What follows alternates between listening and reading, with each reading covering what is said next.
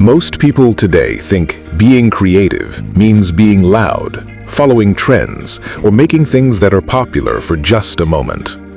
This kind of creativity is shallow.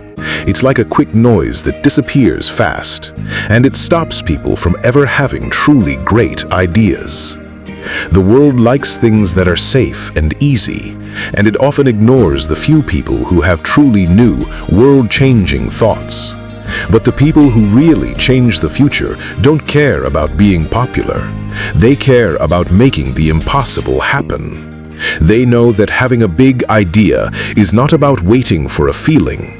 It's about having a strong, strict plan. To understand this deep kind of creativity, we must look at a mind like Nikola Tesla, a man who didn't just see the world as it was, but knew exactly what it needed to become, and built that future in his own head. The first rule, which is often missed, is to find the quiet space of being alone. You must cut yourself off from all the constant noise and opinions of the crowd. Because if you don't, your big idea will be changed and weakened by others before it's even fully formed. Think of it this way. A powerful idea needs time to grow strong in private, safe from the people who don't share your vision. Most people rush to tell their friends about their new project just to feel good. But the smart thinker knows that the second an idea is shared, it is messed up by the doubts and small ideas of others. So you must build a wall around your core work. Not because you are hiding secrets, but because your idea needs to become completely ready and strong on its own before you let anyone look at it. Next, you need to master the skill of seeing it clearly, which is much more than just imagining things. It's like building a real lab inside your mind. The average person wastes time and materials building things physically, testing them, and finding mistakes. But the master builds whole complicated machines in their head. They run them, watch for errors, and fix them all mentally before even touching a single piece of metal. This level of focus is so strong, it makes the thing you imagine feel more real than the desk you are sitting at.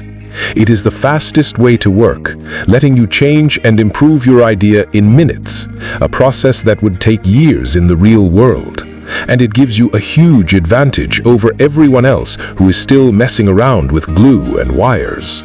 This serious way of thinking is supported by the daily habit of deep work, which is a promise to use your mind fully, without breaks, for a long time. It is much more than the silly idea of finding time for yourself.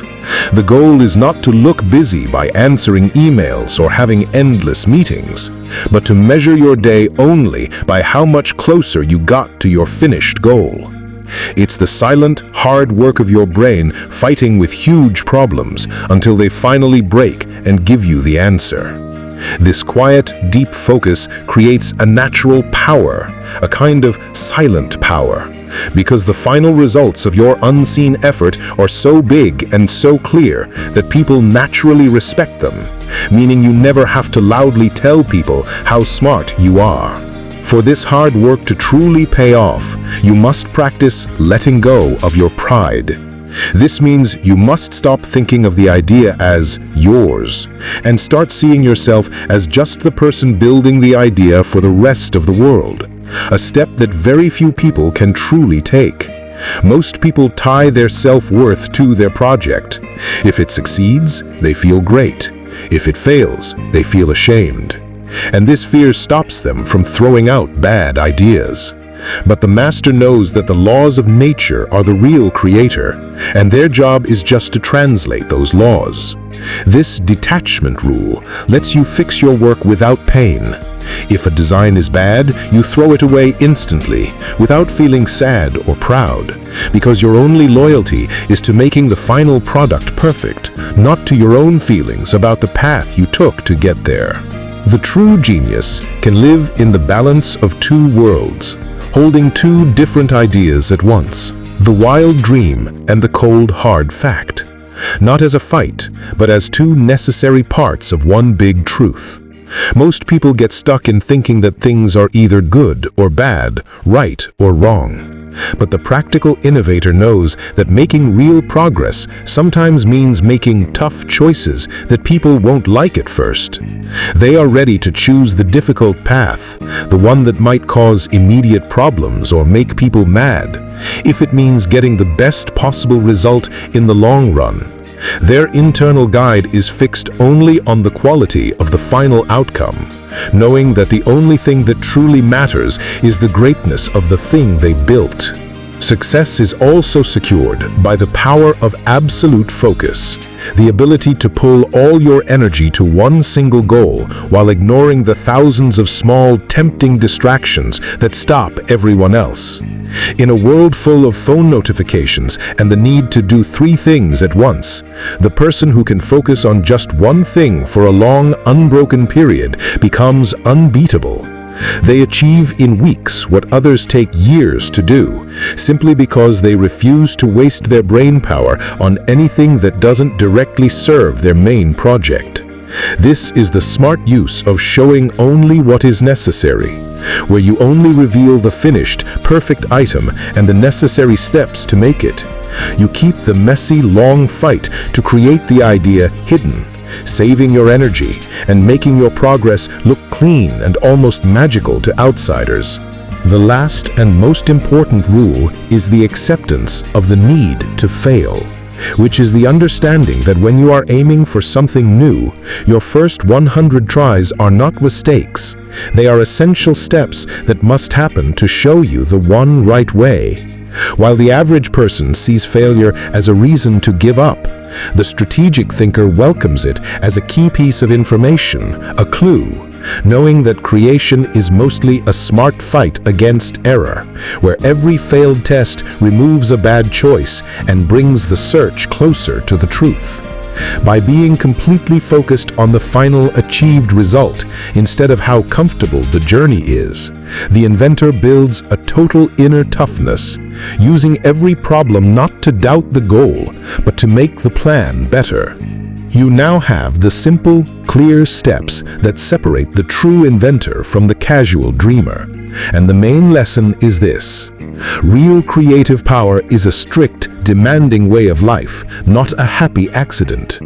It is a strategic war against laziness, small ideas, and the pressure of the crowd, asking you to be strong enough to be alone, to kill your own pride, and to focus on the final goal with a burning intensity that blocks out everything else. The true genius knows that their personal feelings, how popular they are, and how comfortable they feel are unimportant when compared to the massive job of bringing a great idea into the world. Their goal is not to be a nice person, but to be effective, and their success is measured not by claps, but by the lasting usefulness of what they leave behind. So, the only important question is not if you feel creative, but if you are smart enough to actually use these tough rules. You must pick one of these 7 pillars, maybe the quiet focus of the daily habit of deep work, or the freedom of letting go of your pride, and promise yourself that you will use it every day for the next month, not just to feel better, but to make a result that is clearly, factually better than anything you have made before. This is the difference between simply reading about genius and truly living like one. Use this plan to build, invent, and use your powerful mind to solve the biggest problems that everyone else thinks are impossible. Because only this focused, planned way of thinking will ensure you are one of the people who truly built the future.